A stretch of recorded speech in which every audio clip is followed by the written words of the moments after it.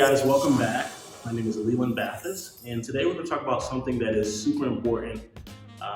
This is going to cause some frustration for some of you, but I believe it's going to serve you. It is the honest truth, and it's really the best thing for you.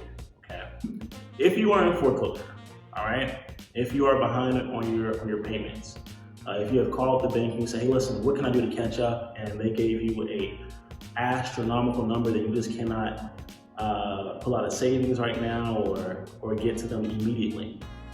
Here's what you need to do. Okay, you need to reach out to your insurance agent. Okay, and the reason I'm going to ask you guys to reach out to your insurance agent, if it's first off, let's do this. Foreclosure is not something that everyone wants to boast about. Foreclosure is a very sensitive subject, and so you may not want every Tom, Dick, and Harry to know what is going on in your world, in your life, right? You don't want everyone to know that you made a mistake. And you know what? We all make mistakes. We all make financial mistakes, personal mistakes, relationship mistakes, etc. Okay? We're human. And if you don't feel comfortable enough to speak to your insurance agent, then what you should do, truthfully, is you need to reach out to maybe an insurance agent who doesn't even know who you are, right? So let's say you live on the west side of town, maybe it will behoove you to call someone who's on the south side of town or the east side of town, right? Let's say you live in Chicago, Illinois, and maybe it's best for you to call someone that is an agent in Naperville, okay? I don't care who you call. Heck, you can call my insurance agent while I care. But you need to call someone, all right? You need to call an insurance agent or an agency. You need to call them, call the insurance agency, let them know that you have a home, that you have a mortgage, and that you want the mortgage company to be the lost payee on the mortgage, okay? Why are we doing this?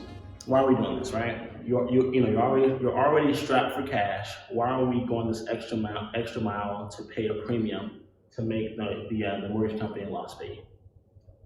Here's why. Your home, your property is in foreclosure. God forbid your ex-husband, your ex-wife comes by and decides just to burn your house down, okay? Now I know what you're thinking. Well, they burned it down, I don't care because I wasn't paying on it, or I was out of town, or I've already moved. But I want you guys to hear me out on this one. If you're not paying the mortgage, and if your loan is an FHA loan, which is most common for these types of foreclosures, and if your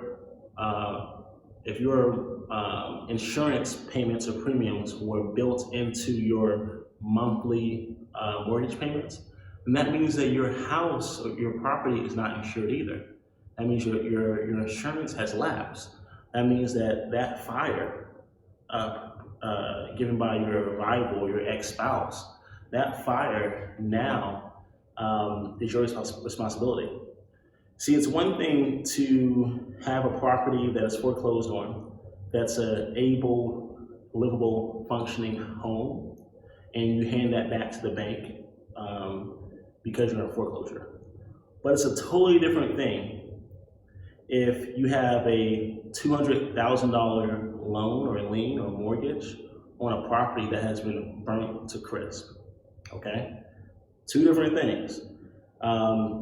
Do you think the bank wants that property back? Probably not.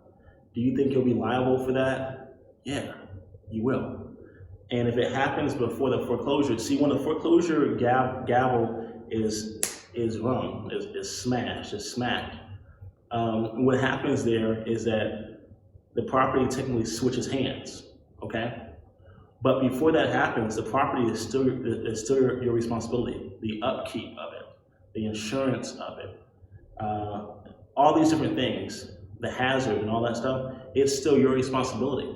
And so what you want to do is you want to make sure that the property is still insured. At the bare minimum, make sure it's insured. Because if not, you're going to end up owing the bank money, okay? And like I said, it's one thing to owe money on a standing house. It's another thing to owe money on burned land. And that's not what you want. So real quick, it's still your property. It's still your home, although you're in the foreclosure process. That's one. Number two, you need to make sure that you get another policy, a new policy that shows the bank as a lost payee.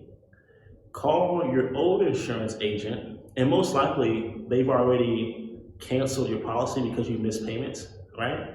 But let them know, hey, listen, I'm choosing to go a different route. I'm choosing to go with a different agent. I'm choosing to go with a different agency. If you don't want to tell them you're in foreclosure, then just let them know, hey, listen, I'm going with a different agency, period. That's really all you have to say, honestly. And in some instances, what will happen is if you call another insurance agent or agency, a lot of times they'll reach out to the other insurance provider and simply say, hey, we saw you guys had a written insurance on 123 Main Street. Want to let you guys know that your friends Chris Paul at State Farm are taking care of the insurance, right? That's really it, right?